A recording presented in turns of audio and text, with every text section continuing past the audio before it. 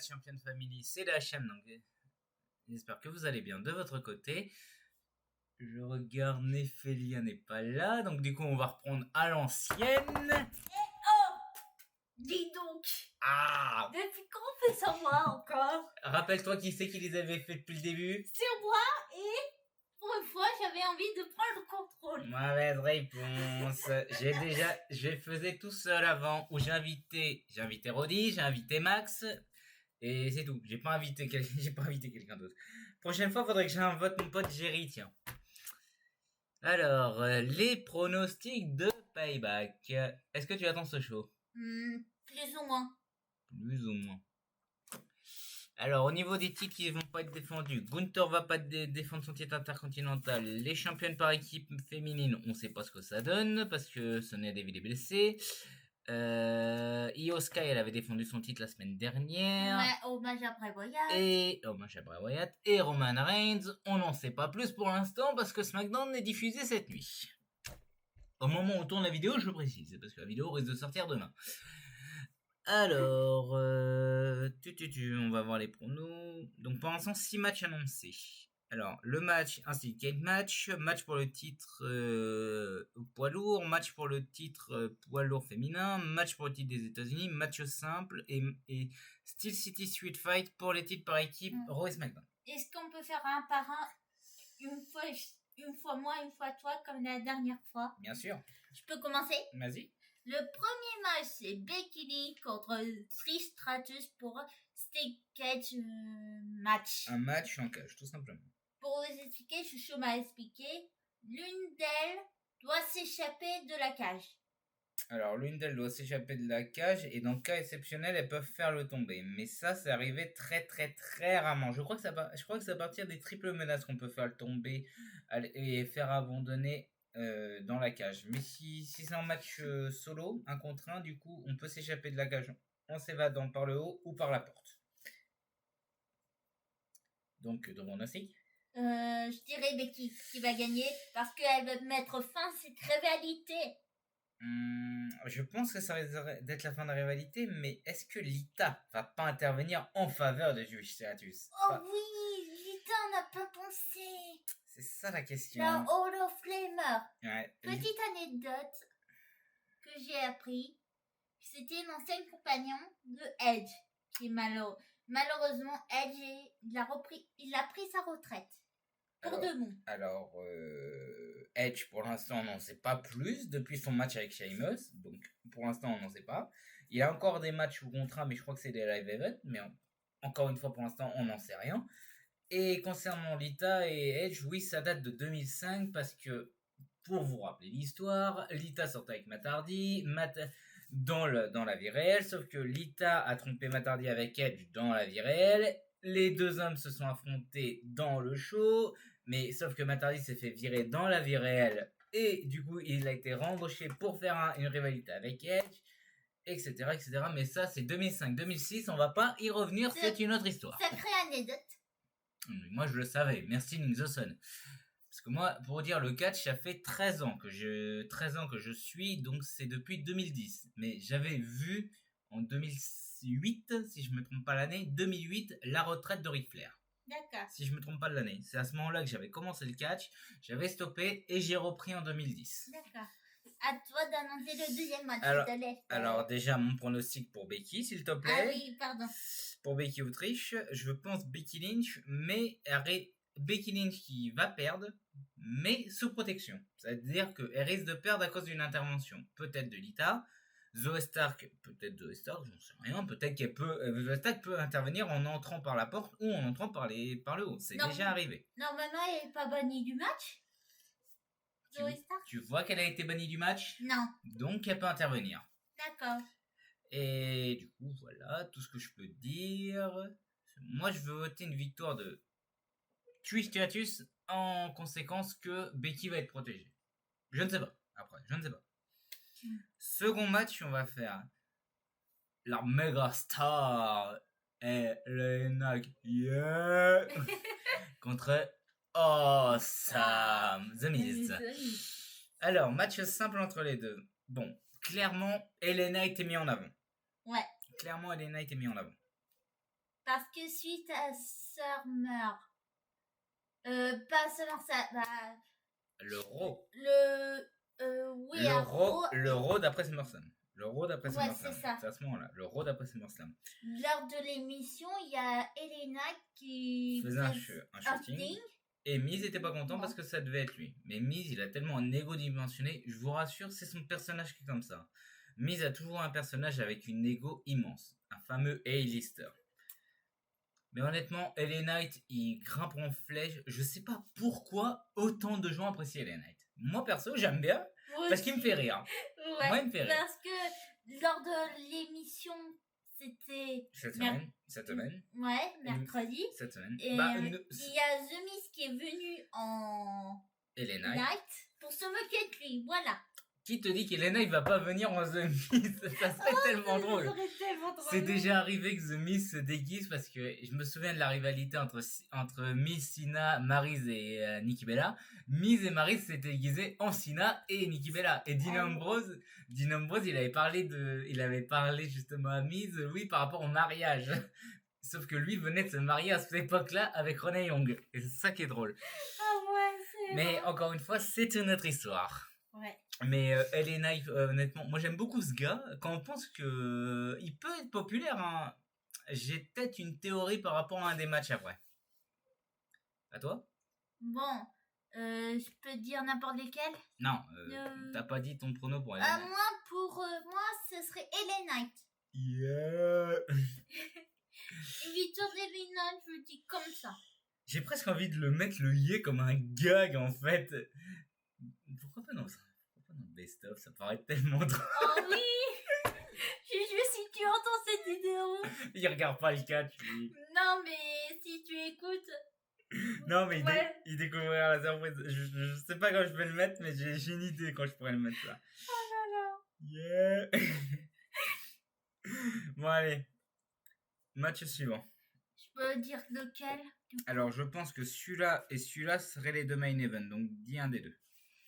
Pour moi, le prochain match, ce sera le titre féminine championship. Rhea Ripley contre Raquel Rodriguez, la compagne de Strowman, malheureusement qui est toujours blessée. Il peut revenir à tout moment. Oui, on n'en sait pas quand il reviendra. Chouchou. Chouchou, le train. Pour ceux qui ont la référence de la version française avec Trisophagus. Ouais. Du coup, et Rhea Ripley accompagnée de Dominique, bien Ouais. sûr. Comme toujours. Alors, Moi, je sais pas. Après, ça dépend. Mais je pense que Rhea va gagner encore. j'ai envie de te dire, Rhea Ripley est tellement bien amenée en tant que heel depuis qu'elle a battu Charlotte avec le Judgment Day. Et c'est clairement, elle, la leader du Judgment Day actuellement. Oh oui. Parce qu'en ce moment, On en parlera dans le dernier match. D'accord, ça marche. Excuse-moi. Mais du coup, Rhea Ripley, je pense qu'elle risque de gagner. Raquel Rodriguez, je pense que c'est un peu trop tôt pour elle. Pourquoi pas l'année prochaine pour le Rumble ou pour la manette. Mais Raquel, je pense que c'est un peu trop tôt pour elle. Ouais. Moi, j'ai dit Rhea Ripley. J'ai dit pour ma victoire. Alors du coup, prochain match, ça va être pour le match pour le titre des États-Unis. Austin Theory contre Rey Mysterio. Est-ce que Mysterio va venir avec Santos Escobar, la LWO? Je ne sais pas. Sinon, j'ai une news qui arrive aujourd'hui. C'est quoi? À ton avis? Encore un décès? Non. Le retour des deux têtes à claque. Ah, les Pretty Deadly. Ah, je vous jure, je les déteste. Bah, Ce sont des vraies têtes à claque, ces deux-là. De toute façon, t'as combien de têtes à claque là-dedans? T'as Grayson Waller, J'en ai 4. Grayson Waller, Austin Theory, Pretty Deadly et... C'est tout. Le Miz, c'est aussi une tête à claque, hein, faut le Ouais, dire. Hein. c'est aussi, c'est vrai. Mais je comprends pour une tête à claque, ça va. Il aurait eu à ses débuts, hein. Compagnie de John Morrison à l'époque. Ouais, c'est vrai. Mais bon. Donc, Mysterio contre Austin Theory. Je prédis une victoire de Rey Mysterio. Viva la race. J'ai envie de te dire, je me tâte à dire Austin Theory pour que LA Knight l'affronte, parce qu'il y avait un petit peu de rivalité entre LA Knight et Austin Theory. Ah oui, ce serait cool. Et pour que... Je pense que Austin Theory peut récupérer le titre pour qu'ensuite il le perd contre LA Knight. Et je pense qu'il risque d'avoir un heel turn de la LWO. Bah, pas spécialement de LWO, mais de Santos Escobar. Sachant que c'était lui de base qui devait affronter Austin Oui, Theory. parce qu'il mérite vengeance. Alors de base, je pense qu'il s'en prendra à Austin Theory au début, puis après à Rey Mysterio pour qu'on ait la petite rivalité de la fameuse LWO pour que Santos aille faire une carrière solo. Parce que clairement, Santos peut faire une carrière solo. Oui, possible. Moi, je me tâte à dire qu'il risque d'avoir trahison de Santos Escobar au bout d'un moment. Ouais. Au bout d'un moment. Mais je vais quand même pronostiquer une victoire d'Austin Theory parce que c'est ce que je t'ai dit. LA Knight est tellement populaire qu'il peut avoir un titre prochainement. Mais je pense pas qu'il ira affronter Roman Reigns. Non. Je pense que Roman Reigns est clairement indétrônable pour l'instant. Et qui c'est qui peut le battre? J'en ai aucune idée. Logan Paul a essayé, McIntyre a essayé, Cody Rhodes a essayé, tout le monde a essayé et Roman Reigns est indétrônable. Bray Wyatt aurait pu, malheureusement, il est dead. Et ça, je trouve ça dommage parce que, sachant que The Fiend, le démon Bray Wyatt, voulait raffronter tous ses anciens ennemis. Et, pour l'histoire, c'est Roman Reigns qui a pris le titre à Bray Wyatt. Donc, il y avait grand moyen que Bray Wyatt affronte Roman Reigns au bout d'un moment, malheureusement. Je peux intervenir en parlant de Roman Reigns à quand Solo va se rebeller. À voir ce qui va se passer cette nuit.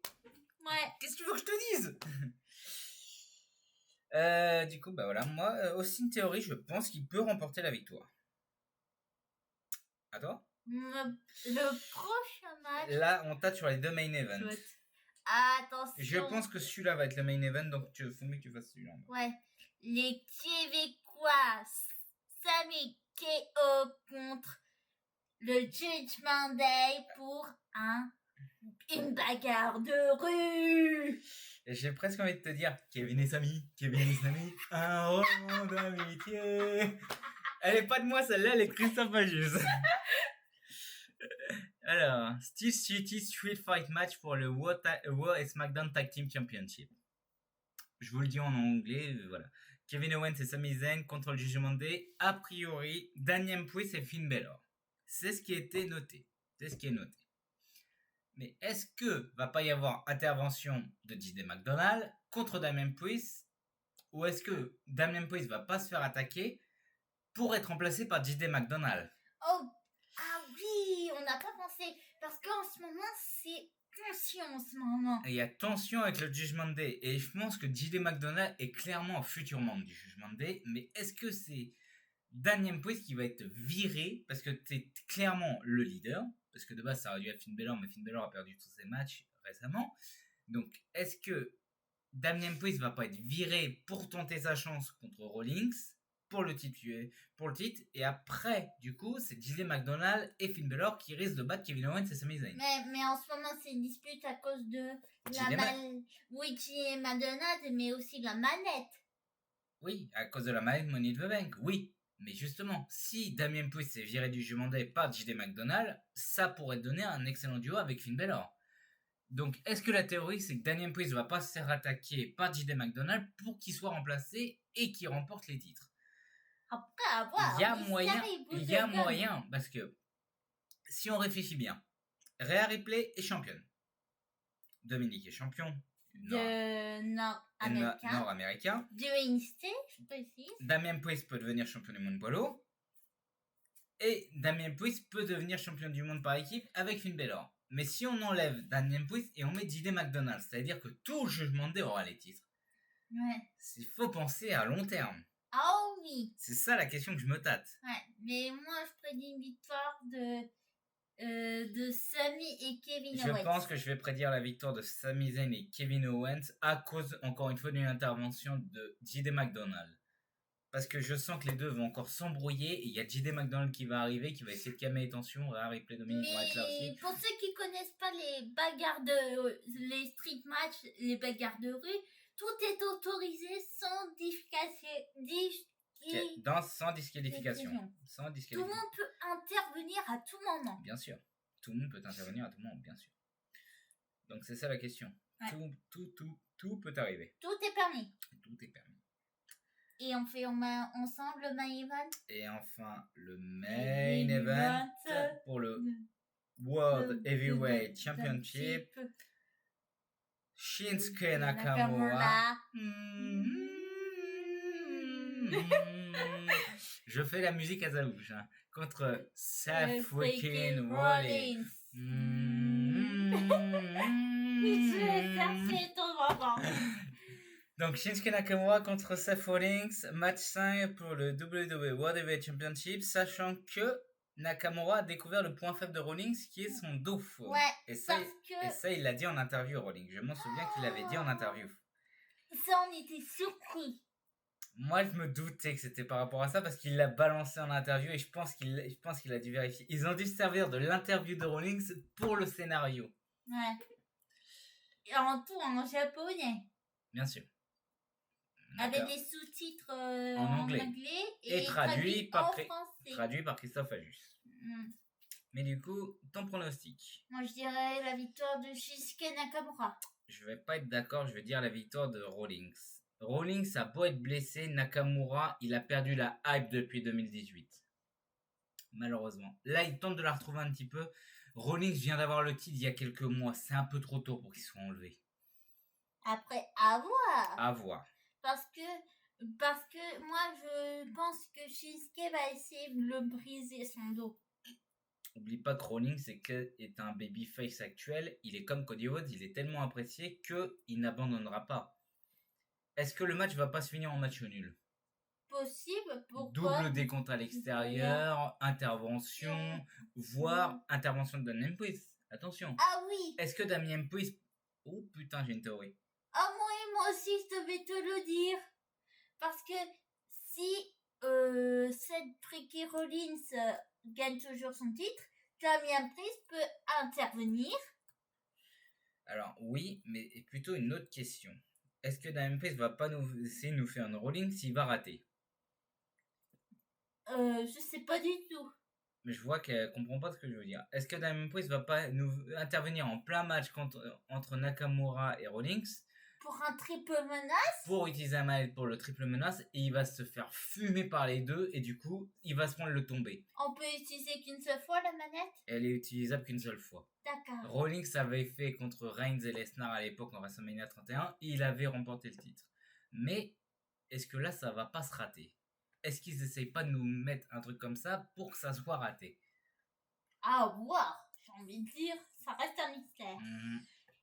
Il y a moyen que ça se passe comme ça. Je voyais ce que tu voulais dire. Parce que Damien Priest peut clairement tenter de faire un Rollins et ça passera pas. Parce que Rollins c'est le seul à avoir utilisé en plein match. C'est le seul à avoir utilisé en plein match à WrestleMania pour remporter le titre dans un triple menace. C'est le seul qui a réussi.